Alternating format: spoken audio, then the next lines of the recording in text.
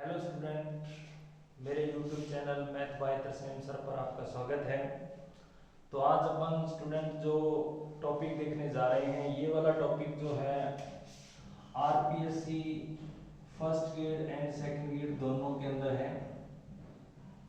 First grade में भी है ये एंड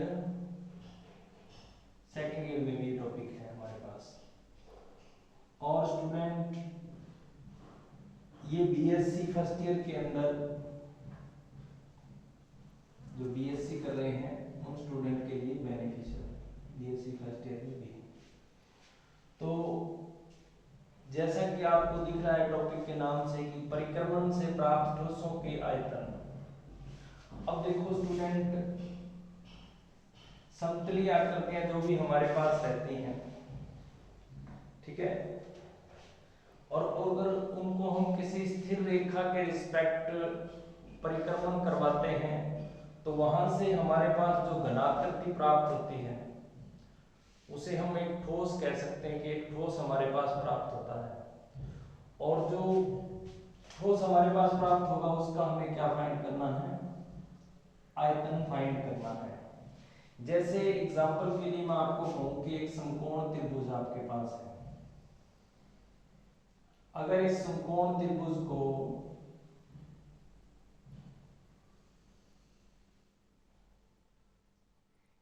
लंब के रिस्पेक्ट हम क्या करें? रिवोल्यूशन कराएं, यानी कि इसको घुमा दें, यहां से पकड़ के ऐसे घुमाएं तो ये क्या बनेगा स्टूडेंट? देखिए आप, अगर ऐसे इसको हम लेके आते हैं घुमा के तो हमारे पास ये एक शंकु का आकार ले लेगा और वो शंकु क्या होगा? लंबवर्तीय शंकु होगा। क्या होगा स्टूडेंट? लंबवर्तीय शंकु। अब इस लंबवर्तीय शंकु के बारे में हम सारी कंडीशंस जानते हैं स्टूडेंट। इस लंबवर्तीय शंकु का हम क्या कर सकते हैं? संपूर्ण सतह का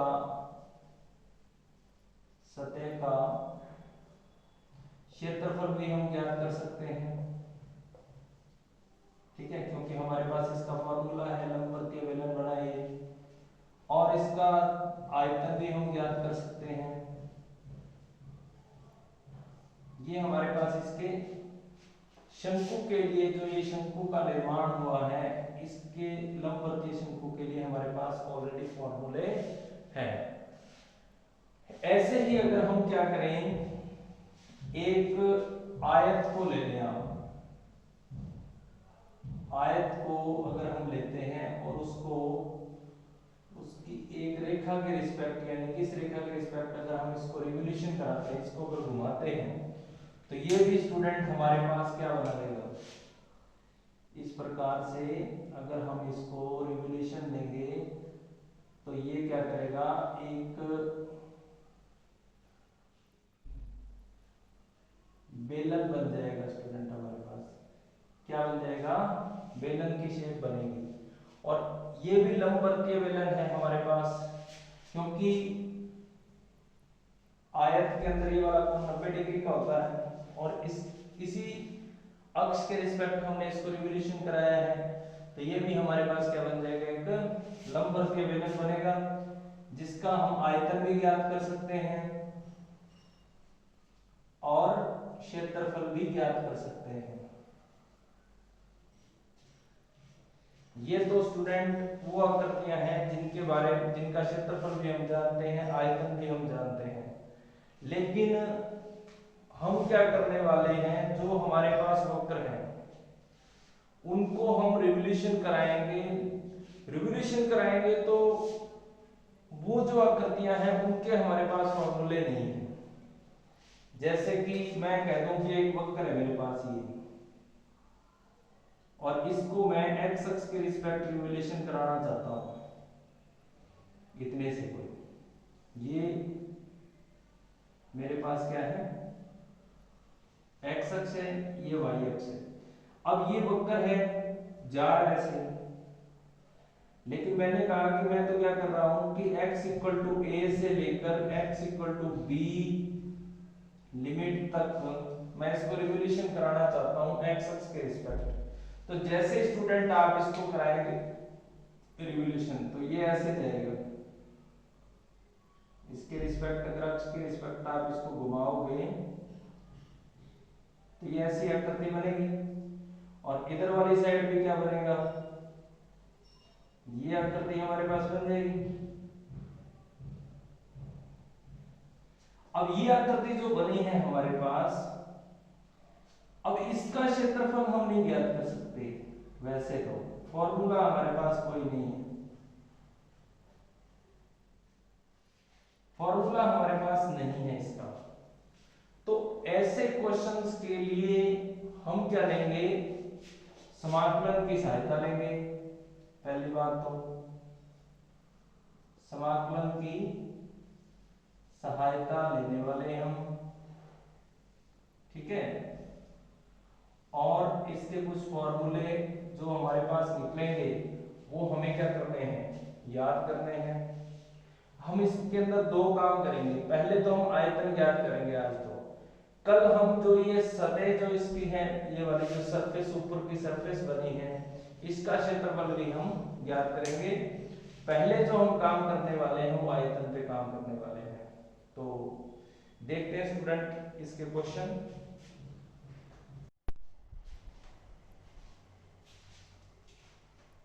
तो देखते हैं स्टूडेंट अपने परिक्रमण से प्राप्त ठोसों की जो घनाकृतियां हमारे पास बनेंगी उनका आयतन कैसे हम ज्ञात करते हैं।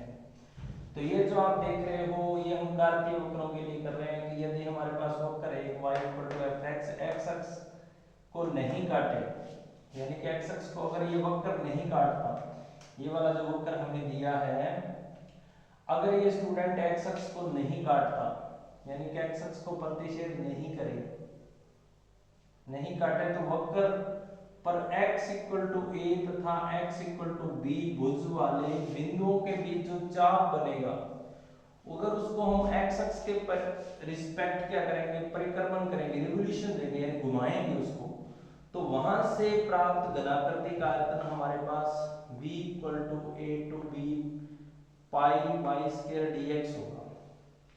तो ये हमारे पास क्या होगा, उसका आयतन होगा। तो इसको या तो आप इस डिटेल से ऐसे समझ सकते हो, या फिर आप क्या कर सकते हो, यहां से देखो ये एक स्ट्रिप बनेगी हमारे पास,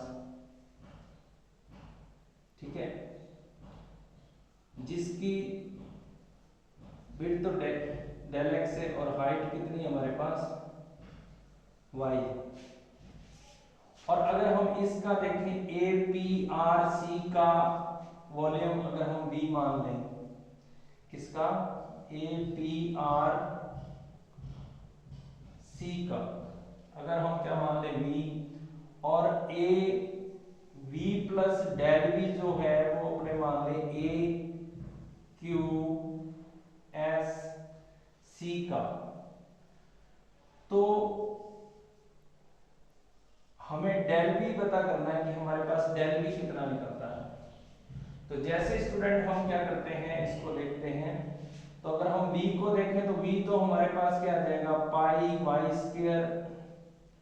dx हो जाएगा, और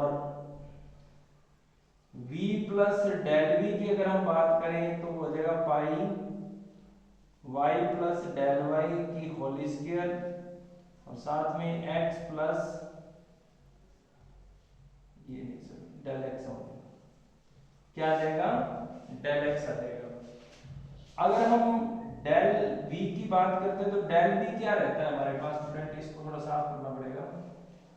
अगर हम डेल v की बात करें तो डेल v हमारे पास क्या रहता है, डेल v की जो वैल्यू है वो ग्रेटर देन रहती है πy² डेल x से, और लेस देन रहती है πy² y plus del y del x से। और अगर हम डेल x का दोनों तरफ से डिवाइड कर दें तो πy² del v upon del x pi y plus del y की स्क्वायर, ये बन जाएगा हमारे पास। अब स्टूडेंट हमें पता है कि जो डेल x है वो भी किसकी तरफ टेंस करता है, जीरो की तरफ, और डेल y भी टेंस तो जीरो की तरफ है, इसका मतलब जो हमारे पास dv अपॉन dx है वो कितना आ जाएगा, पाई वाई स्क्वायर आएगा दोनों से। ये भी हमारे पास क्या हो जाएगा, जीरो की तरफ जाएगा, ये dv अपॉन dx बन जाएगा, ये पाई वाई स्क्वायर है, तो दोनों से यही आ रहा है। इसका मीन्स हमारे पास जो dv आने वाला है वो पाई वाई स्क्वायर dx बनेगा। और अगर हम इसका इंटीग्रेशन ले लेते हैं, लिमिट लेके इंटीग्रेशन लेते हैं, तो ये तो आ जाएगा v, ये हो जाएगा a to b pi y square dx। और ये स्टूडेंट हमें क्या चाहिए, यानी कि अगर हम x अक्ष के रिस्पेक्ट रिवोल्यूशन करते हैं तो हमारे पास जो फॉर्मूला है वो ये लगेगा। ओके स्टूडेंट, अब हम देखते हैं कि जब हमारे पास सेकंड जो है, इसी को अगर हम देखेंगे, आप नोट कर लें, स्क्रीनशॉट ले लें इसका, ये फॉर्मूला हमारे काम का है। अब दूसरा जो वक्र है हमारे पास, यहाँ पे वक्र को अगर हम चेंज कर दें, यहाँ पे अगर हमारे पास वक्र कैसा हो जाए, x equal to f y हो जाए, यहां पे हम कर दें कि y अक्ष को नहीं काटे, तो वक्र पर c और d ये भुज थे और ये हो जाएगी कोटि वाले बिंदुओं के बीच चाप के y अक्ष के परिक्रमण से प्राप्त घनाकृति का आयतन। तो स्टूडेंट यहां पे c टू d हो जाएगा और पाई x स्क्वायर dy हमारे पास बन जाएगा, ये हमारे पास दूसरा फॉर्मूला आ जाएगा। तो इस टाइप से हम क्या कर सकते हैं, x अक्ष और y अक्ष के रिस्पेक्ट अगर हमें ये पूछता है रिवोल्यूशन, तो हमारे पास दो फॉर्मूले हैं, याद रखने बहुत आसान है। अगर तो x अक्ष वाला पूछा हुआ है तो आपके पास क्या आएगा, v इक्वल टू a से b pi y square dx। और अगर y अक्ष का आपसे पूछा हुआ है तो v equal to c to d pi x square dy square, ये हमारे पास बन जाएंगे दोनों फॉर्मूले। तो इस टाइप से हम क्या कर सकते हैं, परिक्रमण से प्राप्त घनाकृति का आयतन ज्ञात कर सकते हैं कार्तीय वक्रों के लिए। आगे है स्टूडेंट हमारे पास ध्रुवीय समीकरण। अगर इसी का ही हम ध्रुवीय समीकरण बनाना चाहते हैं, इसको मैं साफ करता हूं। अगर ध्रुवीय समीकरण की बात करें हम, तो ध्रुवीय समीकरण के अंदर आपके पास क्या होगा, हेडिंग लिख लीजिए, ध्रुवीय समीकरण। ध्रुवीय समीकरण, ध्रुवीय समीकरण में स्टूडेंट क्या रहेगा कि आपके पास जो क्वेश्चन है हमारे पास ये वाला, v equal to a to b pi y square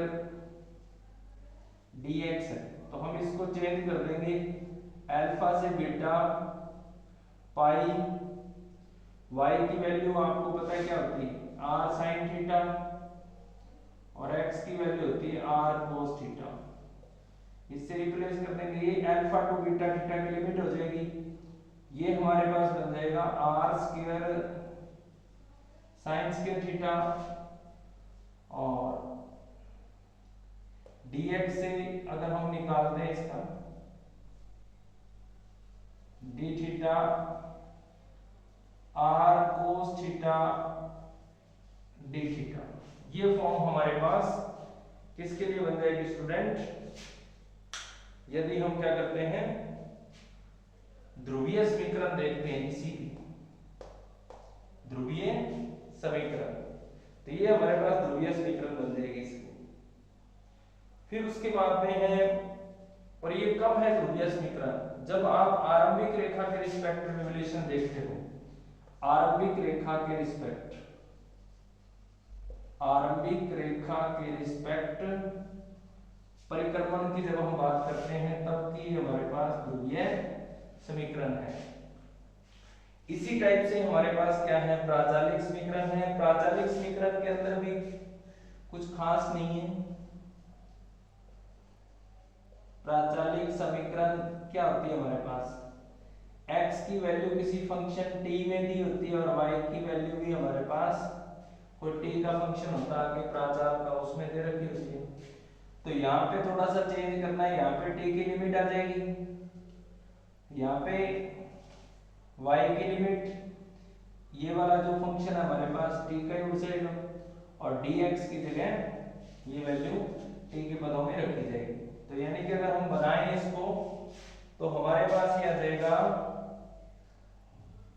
v equal to t1 से t2 पाई y square dx upon dt, यहाँ पे dt, इस टाइप से हमारे पास ये चेंज हो जाएगा।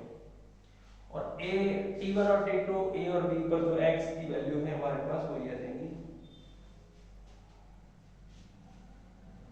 अब इसको आगे देखेंगे स्टूडेंट, एक बार आप इसका स्क्रीनशॉट ले लीजिए, नोट कर लीजिए इसको।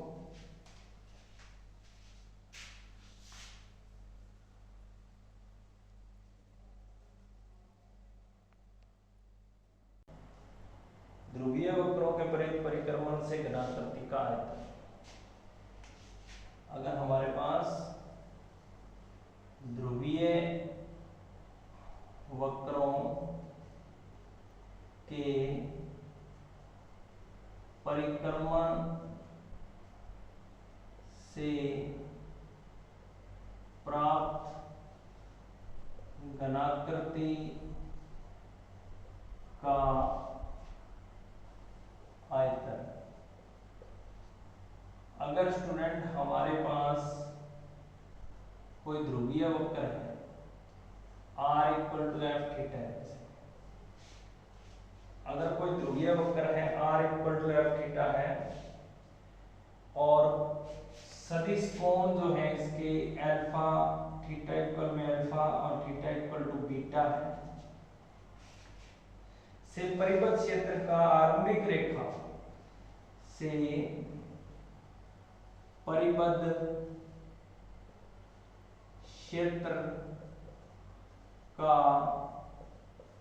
आरंभिक रेखा के परित,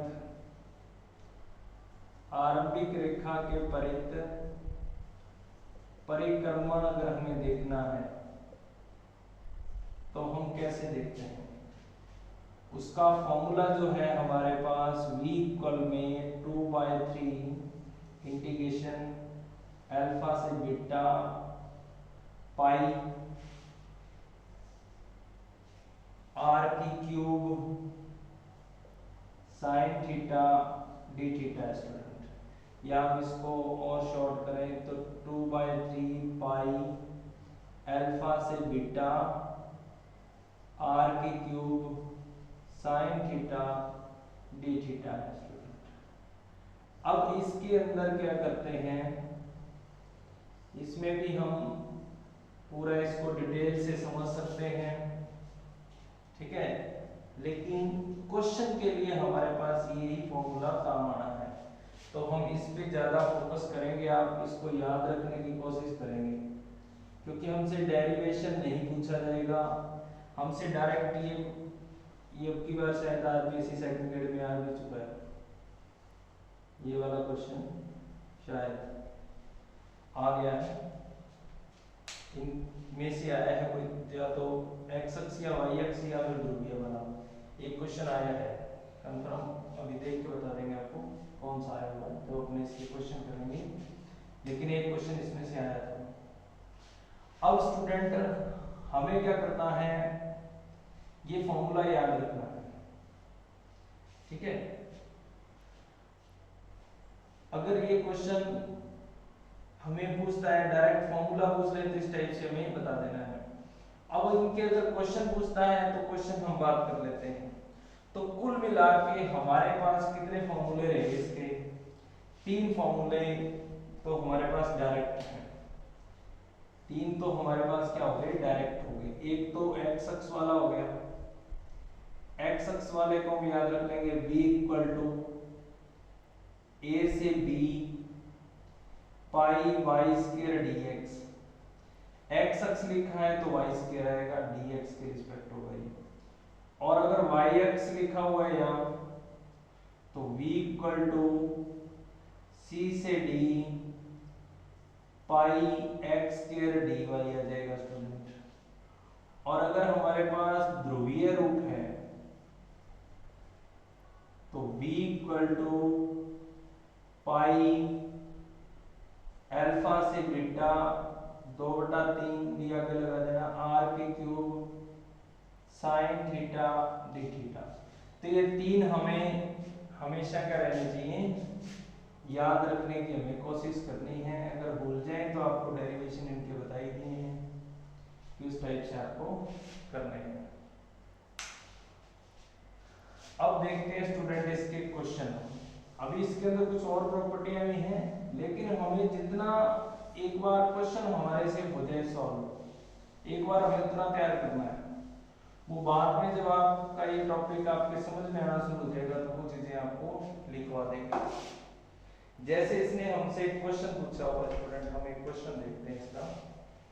क्वेश्चन में हमें कह रहा है कि एक दीर्घवृत्त है हमारे पास। क्या है स्टूडेंट, दीर्घवृत्त है, x square upon a square है, y square upon b square है, इक्वल टू 1 है का x अक्ष के परिक्रमण से प्राप्त घनाकृति का आयतन बताइए। किसके रिस्पेक्ट करना है, x अक्ष के रिस्पेक्ट करना है। इसको x अक्ष के रिस्पेक्ट हमें क्या करना है, रिवोल्यूशन देना है। तो ये आप देखते हैं स्टूडेंट, ऐसा होता है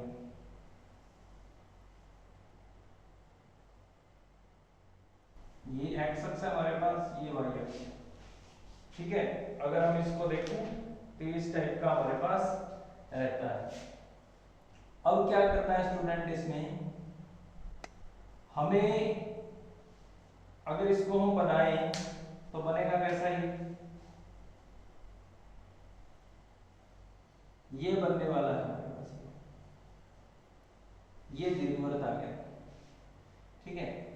ये a माइनस a कोमा 0 है, ये प्लस a कोमा 0 है। अब आप क्या करिए, ऊपर वाले का हमें ज्ञात करना है क्योंकि हमें रिवोल्यूशन देना है इसका। तो ये जैसे ही आप इसको घुमाओगे तो ये आपके पास कैसा बनेगा, इस टाइप से घूम जाएगा। मतीरा खाया आपने, मतीरे जैसा बन जाएगा अगर इसको हम घुमाते हैं तो। अब इसने ये हमें बताया नहीं कि दीर्घअक्ष कौन सी है, लघु अक्ष कौन सी है, इसके अंदर कुछ भी डिफाइन नहीं है हमारे पास, ठीक है। तो वैसे अगर दीर्घअक्ष के रिस्पेक्ट हो तो इनके नाम भी हैं, प्रोलेट दीर्घवृत्त भी बोलते हैं, और अगर लघु अक्ष के रिस्पेक्ट हम इसको घुमाते हैं इसको ऑब्लेट दीर्घवृत्त बोलते हैं, ठीक है। तो अब ये हमें कह रहा है कि हम x अक्ष के रिस्पेक्ट घुमाने वाले हैं इसको, तो x अक्ष के रिस्पेक्ट घुमाने वाले स्टूडेंट ये हमारे पास फॉर्मूला लग जाएगा। अब माइनस a से प्लस a लिमिट ले लो, या तो आप, या फिर आप क्या करो, 0 से a लिमिट ले लो और इसको 2 से गुणा कर देना। 2 0 से a pi y square dx, 2 0 से a पाई वाई स्क्वायर की वैल्यू ले वहां से, कितनी हमारे पास 1 minus x square upon a square, multiple में कितना आ जाएगा b स्क्वायर dx, 2 पाई b स्क्वायर तो बाहर रह गया, इंटीग्रेशन कर दो, x माइनस एक्स की cube upon 3a square, 0 to a limit रख दो, तो आपके पास बन गया 2 पाई b square a minus a की क्यूब अपॉन 3a स्क्वायर। या इसको सिंप्लीफाई कर लें, 2 पाई b स्क्वायर। अब देखो स्टूडेंट, एक तो ये कट जाएगा तो ये हमारे पास क्या बचेगा, a माइनस a अपॉन 3 बच गया, 2 पाई b स्क्वायर, तो ये आ जाएगा 2a/3।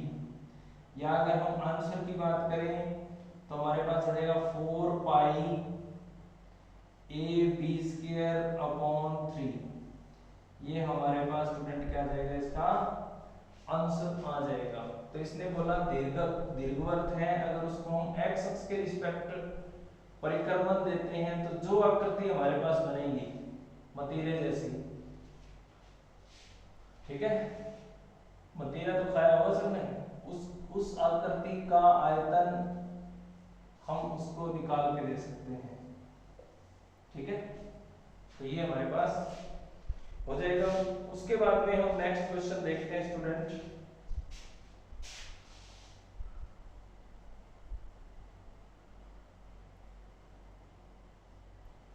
नेक्स्ट क्वेश्चन के अंदर हमारे पास क्या आ जाएगा, इसको मैं साफ कर रहा हूं, आप स्क्रीनशॉट ले लेना इसका।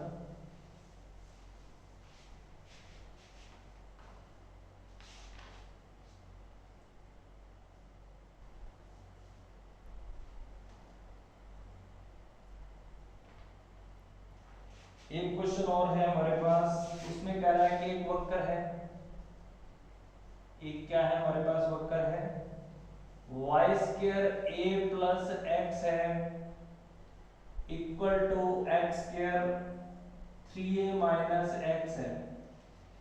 क्वेश्चन आपका इसमें से आ जाएगा, मोस्टली चांस है कि इसमें से आ जाएगा, बट फिर भी हम कुछ क्वेश्चन आपको समझाने के लिए कर देते हैं कि लूप, इसका जो लूप है का x अक्ष के परित परिक्रमण, x अक्ष के परिक्रमण करने से जनित घनाकृति जो है उसका आयतन बताइए। घनाकृति का आयतन बताइए। ये हमारे पास है कि जो हमारे पास घनाकृति बनेगी उसका हमें आयतन बताना है, और वो भी लूप का बताना है। इसने हमें लूप का पूछा हुआ है। तो लूप स्टूडेंट आप देख लेंगे कि कहाँ बन रहा है। इसने बोला x अक्ष के रिस्पेक्ट करना है, तो आप लिमिट ज्ञात करने में ज्यादा बिजी रहे। वैसे अगर इसको आप पूरा देखना चाहते हैं ना ड्राइंग इसकी, तो ड्राइंग भी मैं आपको बता देता हूँ, लेकिन ड्राइंग की आवश्यकता नहीं है इस क्वेश्चन में, पूरी ड्राइंग की आवश्यकता नहीं है, वैसे आप समझने के लिए देख सकते हो। जैसे हम x की वैल्यू 0 रखते हैं तो y की वैल्यू 0 हो जाती है, यानी कि ये 0 0 से तो जा रहा है, इतना पता हो गया हमें। x की वैल्यू 3a रखेंगे तो y की वैल्यू क्या हो जाएगी, 0 हो जाएगी। और जब हम इसकी सिम डॉट देखते हैं तो x = -a, यहाँ यानी कि यहाँ पे एक रेखा है जो x = -a इसकी सिम डॉट है। अगर इसकी ड्राइंग की बात करें तो ऐसा बनता है, ये आएगा, ये इधर चला जाएगा अनंत स्पर्शी की तरफ। ऐसे ही क्योंकि इसमें x y की घात सम है तो ये x अक्ष के रिस्पेक्ट का सिमेट्री है, तो ऐसा ही बनेगा। तो ये हमारे पास इसका क्या है, लूप है। इस लूप को रिवोल्यूशन देना है कहता। अब इस लूप को रिवोल्यूशन देंगे, अब हमें कोई पर्टिकुलर वैसे आकृति तो मिलेगी नहीं। अगर हमें वैसे कोई आकृति मिल जाती फिर तो हम इसका क्या कर देते हैं, कोई फॉर्मूला हम लगा देते हैं। लेकिन अब ये कोई पर्टिकुलर हमारे पास आकृति नहीं आने वाली, तो इसलिए हम किसका यूज करेंगे, इस फॉर्मूले का यूज कर लेंगे। v = लिमिट हमारे पास आ गई 0 से 3a है, और पाई y² की वैल्यू आपको दिख रही है कितनी है, x², 3a - x / a + x, और साथ में कितना आ जाएगा, इस पूरे की होल स्क्वायर करने की जरूरत नहीं क्योंकि y² की वैल्यू है, तो dx, क्योंकि फॉर्मूला हमारे पास क्या था, 0 से 3a पाई y² dx था। तो वाई स्क्वायर की वैल्यू चाहिए थी, तो वाई स्क्वायर की वैल्यू हमारे पास यहाँ से हमने रख दी, ये बन गया हमारे पास। अब देखो स्टूडेंट, इसका हमें करना है समाकलन। क्या करना है? समाकलन करना है। अब समाकलन जब हमें करना है तो हमें पता चल रहा है कि x के ऊपर घात क्या है, ज्यादा है, नीचे कम है, तो पहले हमें भाग देना पड़ेगा। तो हम क्या करें, जब प्रैक्टिस कर रहे हैं तो इन बातों का आप धीरे धीरे पता करें, थोड़ा सा आपको पता चल जाएगा कि जैसे हम इसके अंदर डिवाइड करेंगे तो माइनस एक्स की क्यूब प्लस 3ax स्क्वायर है हमारे पास, और इसके अंदर हमें डिवाइड करना है a प्लस एक्स का डिवाइड करना है। तो पहले माइनस एक्स स्क्वायर से जाएगा, माइनस एक्स की क्यूब माइनस ax स्क्वायर, तो माइनस माइनस प्लस, ये भी प्लस, ये कैंसिल हो जाएगा, ये हो जाएगा 4ax स्क्वायर। अब हमें पता है 4ax से जाएगा, 4ax से, तो 4ax स्क्वायर, और प्लस में कितना आ जाएगा हमारे पास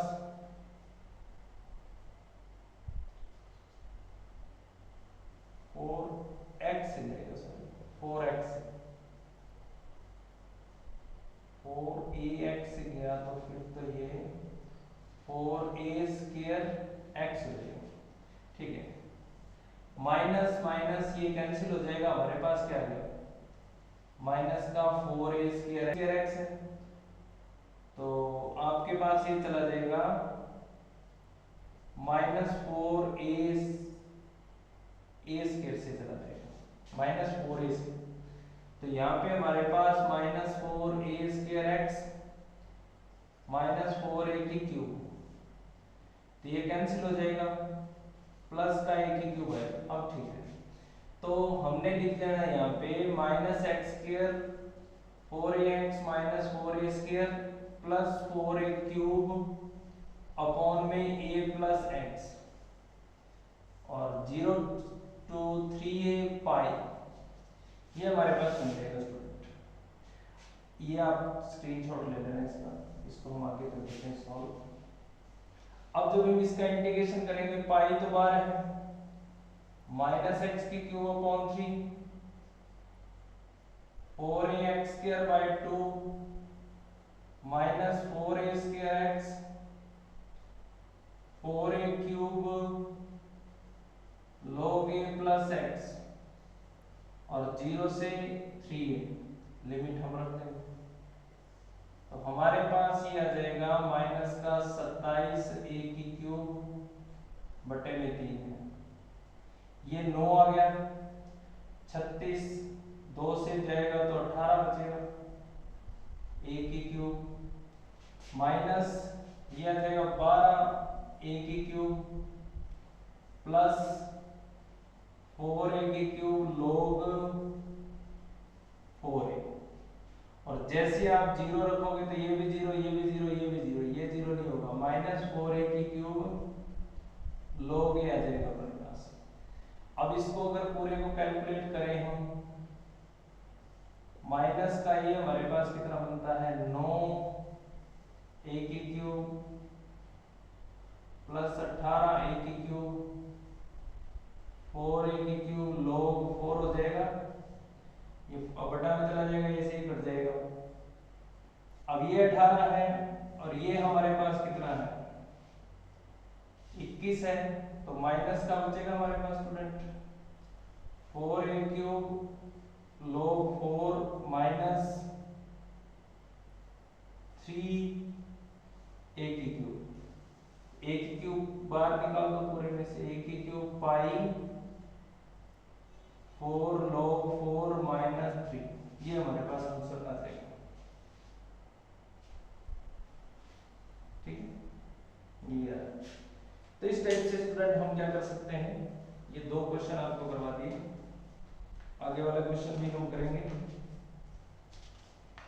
नेक्स्ट वीडियो जो आएगा उसके अंदर इसके सारे क्वेश्चन हम करने की कोशिश करेंगे। एक क्वेश्चन हम और कर लेते हैं ध्रुवीय वक्रों पर, तो तीनों पर एक एक क्वेश्चन आ जाएगा, इसका स्क्रीनशॉट ले लेना आप।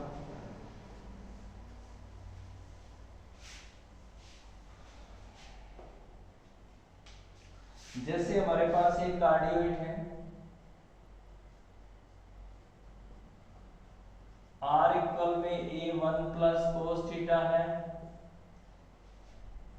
के आरंभिक रेखा